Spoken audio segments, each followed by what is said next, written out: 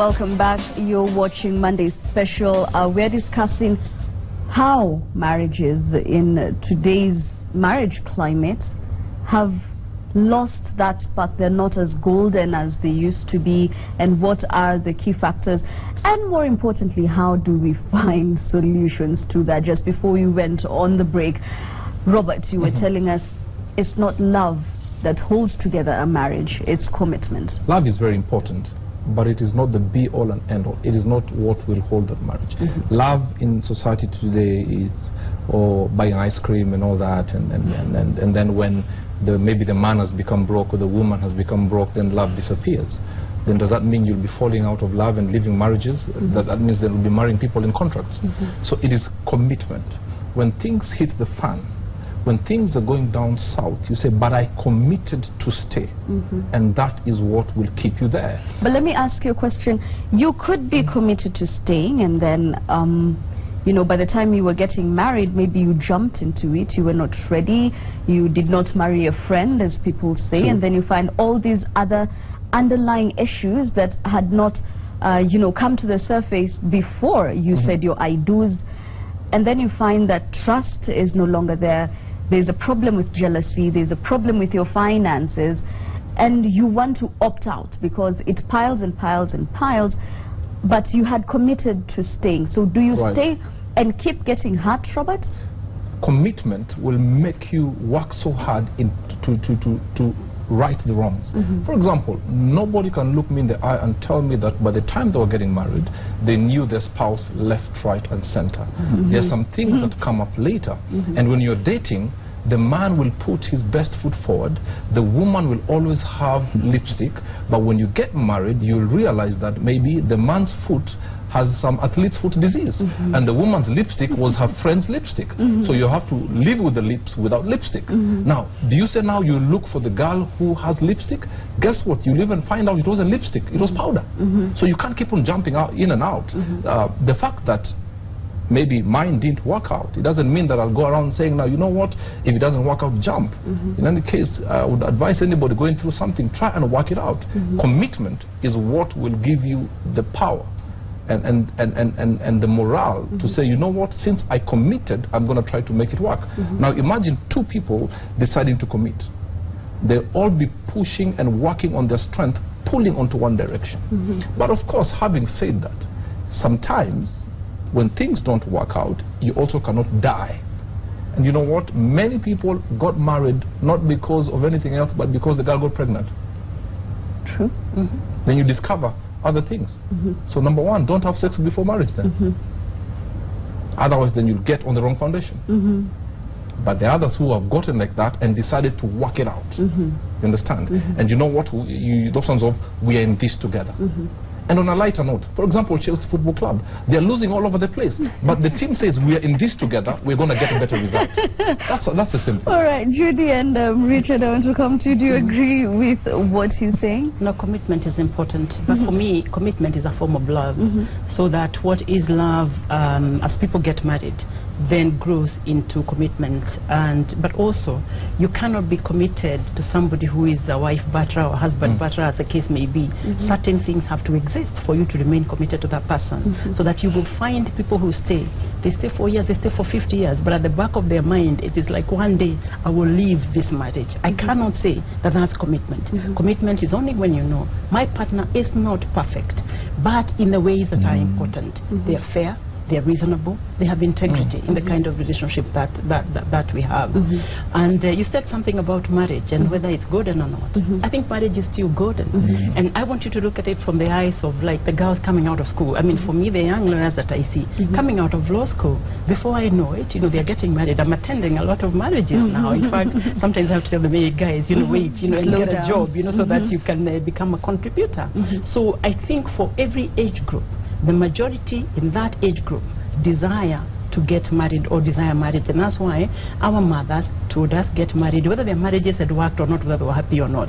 The grannies told us, when are you getting married and what have you. So it's still the desire of a lot of people. And also, what also then tells you that it's golden is the pain that people suffer when they have divorced, the grief is so much. And I like to say that whereas court processes are said to be very difficult in family cases, it is not so much the court processes.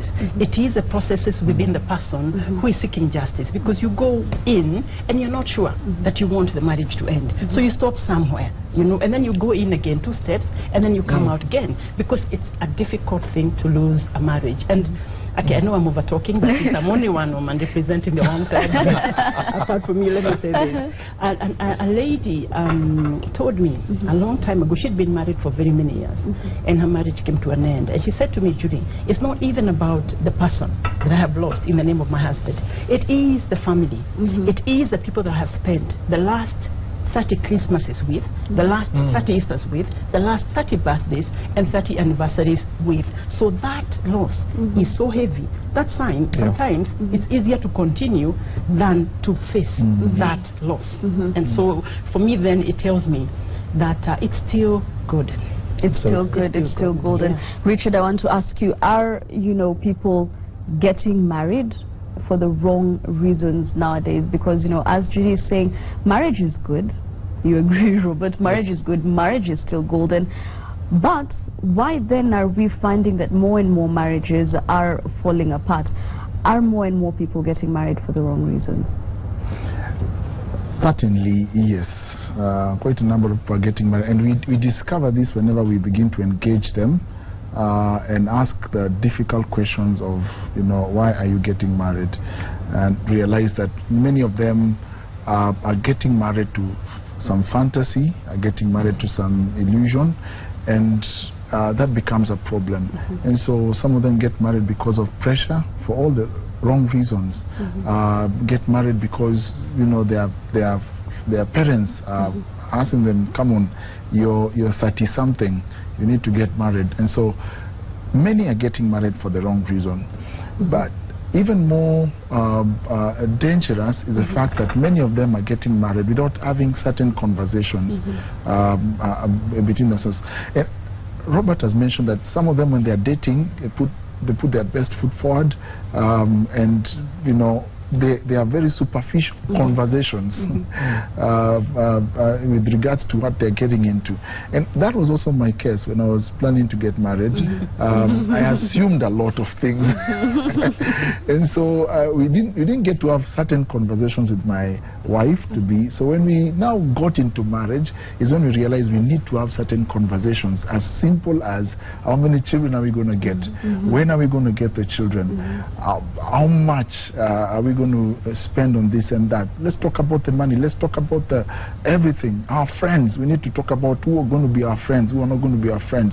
Let's put those things down. But we spend a lot of time dating, talking about nothing. I mean, people can sit in a restaurant for 4 hours and they're just looking at each other, talking about their eyes and the stars and everything else, but not talking about the real things. And so, like in the church I minister, and we have an experience we take through. We call it Ndoa in Mavuno Church. And that Ndoa is, we force them to have conversations. It's not even a class setting. We give them assignments to go and have conversations. So they talk about their in-laws. They talk about how much money are they going to be sending to their parents. They talk about all those finer details. They talk about everything and anything. They talk about their sex life. They talk about their past, their future. How many times they would want to have sex in their marriage. They talk about these things because those things are crucial. They help sort out the issue of expectations and assumptions, because people get married for all the wrong reasons. All the wrong reasons. And it's hurting many people. All right. We have Mary Kenyoni from Kirinyaga who says, when one enters into a relationship, whether friendship or marriage, you must remember that for it to succeed, you must make sacrifices and you must ditch your selfish habits. I beg your pardon. You must remember that communication is key, because your partner is not a mind reader. You may differ on very petty issues, but when the two of you discuss, you will find that it was really nonsense. Don't ever badmouth your partner with a friend, because these people are not always genuine friends. Very few people are happy for you, but most of them are jealous of you. Try to solve your problems together because you know each other better. Well, she really summarizes it, doesn't she? But I want to talk about, like you had mentioned, commitment. How do you work on compromise and, you know, this partner wants this partner wants this, instead of really changing completely, because there's always a problem of power in a relationship, and you know, finances will bring a problem. Let's say if Judy and I are bringing more money, you know, to the home, and therefore we take the power in the home. How do we balance that in order for it not to be a problem in our marriage? When we did Naked Truth Season 7, that was an issue we were discussing. And we dealt more on, for example, where the lady earns much more money than the man, and we have such situations. Now, unfortunately, also in the African culture, we are raising men who are pink on the inside. When they get intimidated when a woman earns more money than them. That's lack of identity. But also on the other side of the coin, there's some women who lord over their husbands and remind them when there's a small argument, after all, I'm bringing in more money than you. Now, a man has an ego as big as an elephant, but as fragile as an egg. Now, I've realized some people say the moment their ego is punctured, they start looking outside. They might be in the marriage, but someone else is telling him what he wants to hear, and there comes infidelity, which is actually just a step or two away from a complete marriage breakdown. And does every marriage that has an issue always have infidelity, Judy? No, not always. Not always. But let me say something, Jackie, that's important based on what Robert has said. Marriages can be very complicated, but I think what we must know is that where a person is coming from and how they have been brought up is very important in being able to resolve some of those issues. When we were growing up, we were told that the traditional society required that you investigate the family of your boyfriend or girlfriend, as the case may be, and find out whether they are witches, I don't know, wizards, ABCD. Now, that doesn't apply now, but it does, because if you look into that family, chances are that your spouse is going to be exactly like the people you see in that family. You know why? We are socialized by our parents who bring us up. So our DNA is so much defined by who they are. But we don't even bother to get into that investigation. And it is extremely important, because that's the only place you know will hold true, whatever they have been socialized to be. But also very importantly, that the institution of marriage has evolved over time. At the turn of the last century, for example, we had polygamy before the Muzungu came with monogamy. And then from monogamy, what did we go into? We went into arranged marriages. I think that was more customary than anything else. And then we went into love marriages. Now we are talking about even same-sex marriages. It's all here. I mean, it's in the media, it's everywhere. But apart from that, we also talked about, we frowned at the beginning of the century, even, I suppose even now, interracial marriages. We still frown against intertribal marriages, but they have come and there's nothing we can do about it. What's the point that I'm making? That over time, marriages evolve like everything, every other institution does.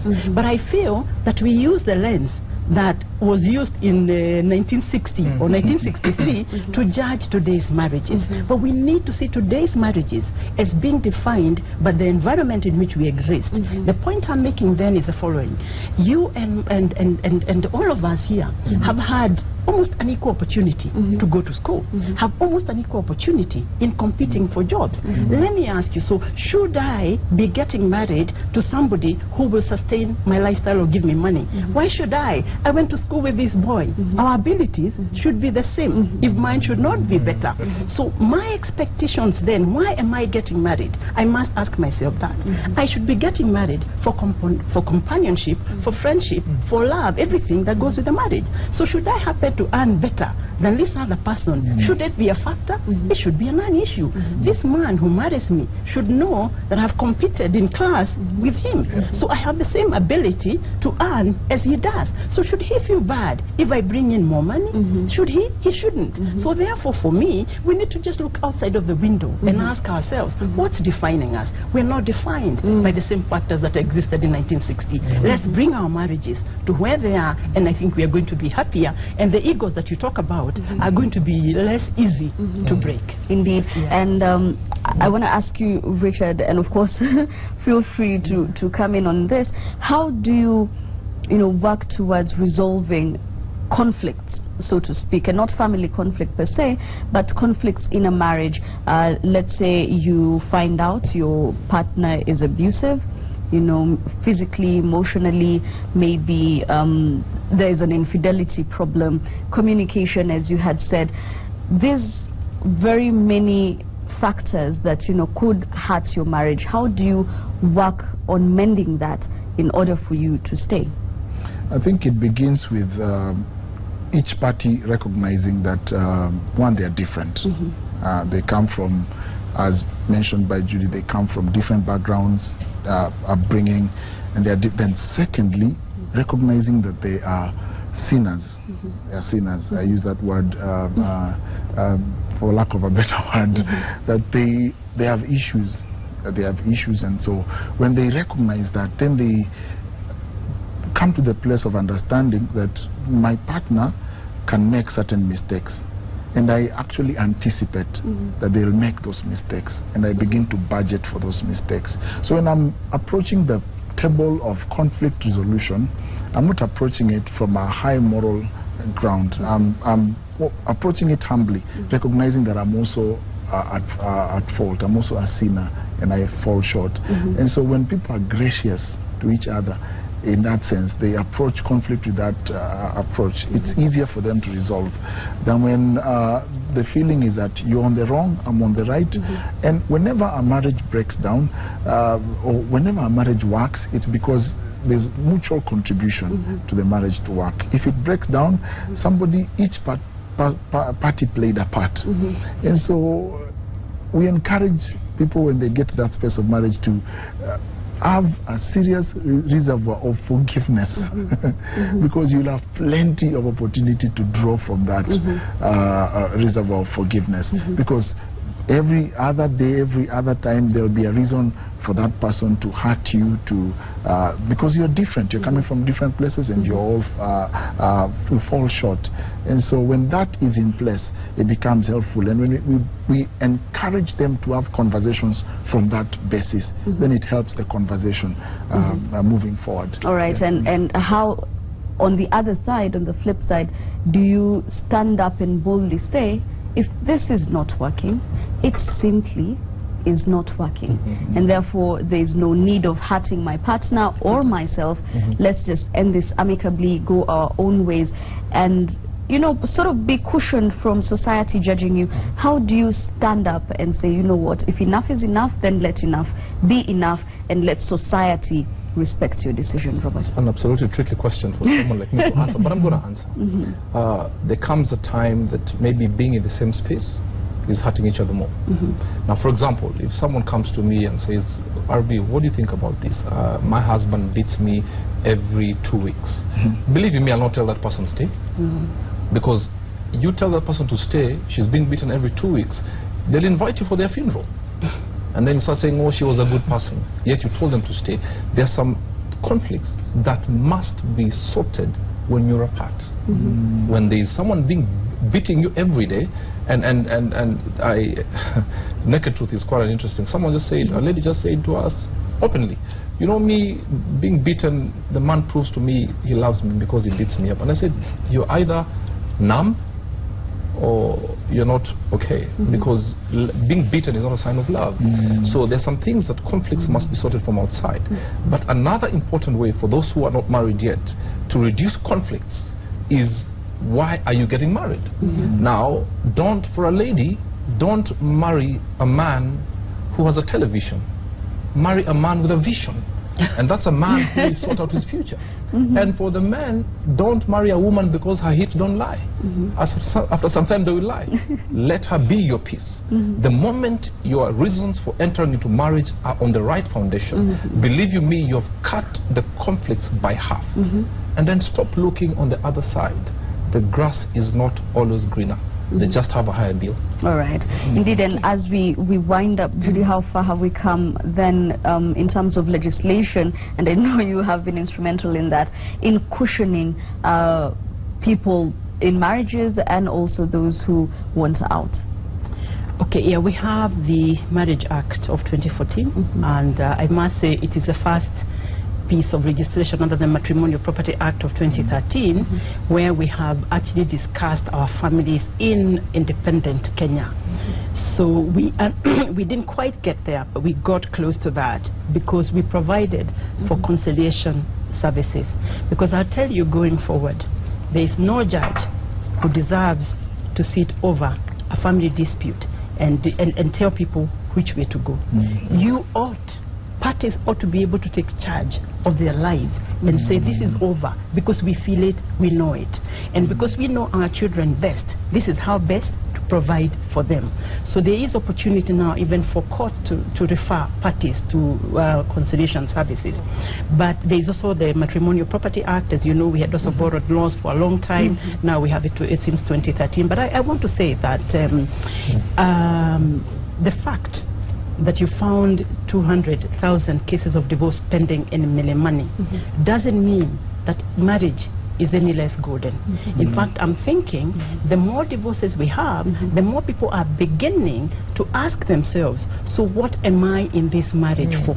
And if I'm in this marriage for companionship and for love, then and I'm not getting it, then perhaps the sooner I get out and look for the kind of person with whom I can have that, the better. So for me, it doesn't indicate at all that the marriage institution has gotten any worse than ever before. I think we're having people who know what to expect from marriage and who are therefore going for it. But the Lord remains there supporting people. The conciliation and reconciliation services are vibrant more than ever before, in mediation and what have you. And we are urging people, sit down and determine the way forward for your family. If it comes to an end, it doesn't have to indignify either of you or your children. It is a process from which you can walk, and like Robert said at the beginning, pick up your pieces and have a hope that you can still live tomorrow. Yeah. Indeed. And on that, I just want to sample some of your feedback. Keep talking to us, of course, on 22422. That's our SMS platform. I see John from Nakuru saying there is an assumption which you seem rather to put forward, that there is a high rate of divorce.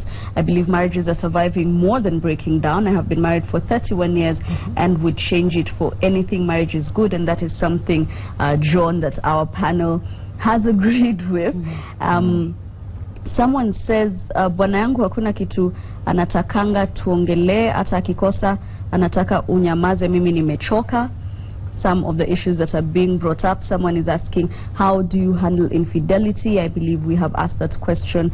And one person, Jeff from CI, is saying, I have been married for 3 years now. I provide everything, but he doesn't get what he's supposed to get in the bedroom without paying for it. So what should he do? Very quickly as we wind up, what happens then when you deny your partner intimacy in a marriage? Richard. Wow. I think it's unfair, but I think it would be also assuming a lot on our side to assume we know what are the circumstances around somebody being denied or... But how important, therefore, if I could rephrase this question, how important is intimacy in a relationship? Very critical. And intimacy... Problem is that sometimes we think intimacy is just physical intimacy, which is, in my understanding, it's probably the least important in terms of how intimacy should be. I think it starts with, for those of faith, it starts with spiritual intimacy. Then it goes to social intimacy. Then it goes to an emotional intimacy. Then when those are foundational, then physical intimacy becomes a bit easier. But sometimes we get it all wrong when we want to build physical intimacy, and some people get into relationship based on that physical intimacy because the chick is hot, the dude is it hot also? Whatever. And so because they have great chemistry and they get into bed, so that becomes the foundation. Then they don't have emotional, they don't have social intimacy, they don't have spiritual intimacy. It can't work like that.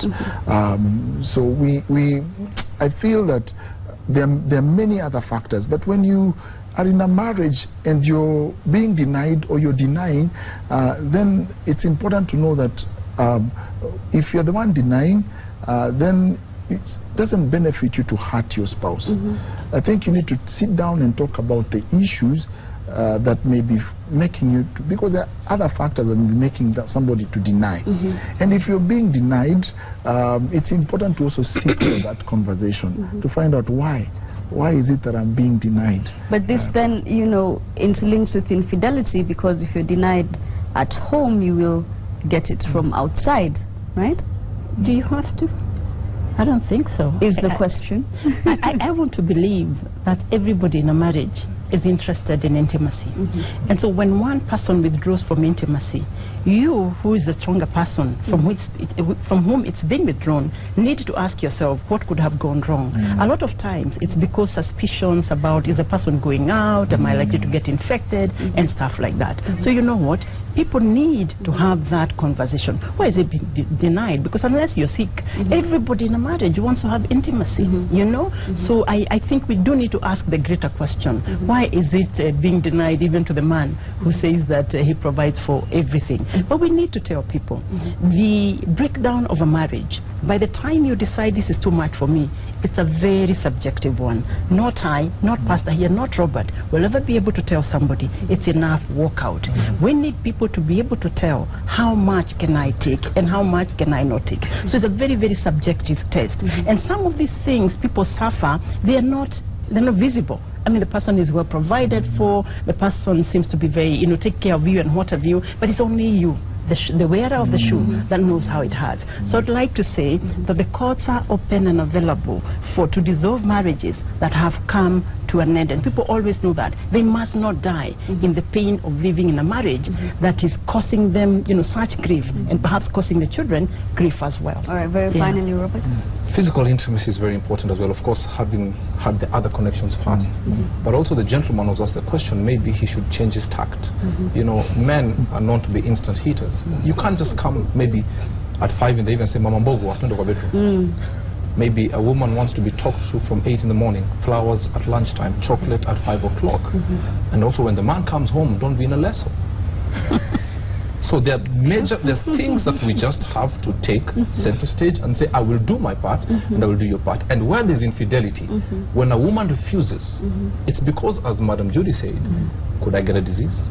Even if there's no disease, just the thought that this man wants me and yet he was naked with another woman, the woman's body immediately freezes. And now you can't blame that person. So let's look at the reasons and converse, come to an agreement and say, how can we do this? Let's talk. And that brings us back to how important communication is, you know, in a marriage. We take a short break now. Michael Njenga will be joining me in studio at the very other side of this break, so stay with us.